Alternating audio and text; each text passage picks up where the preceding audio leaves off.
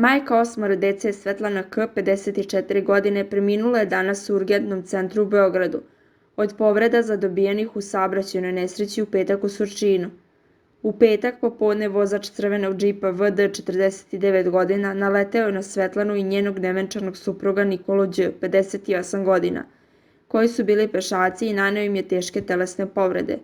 Njihovu porodicu tada su obavestili da je Svetlana preminula, a suprug je prebačen u bolnicu.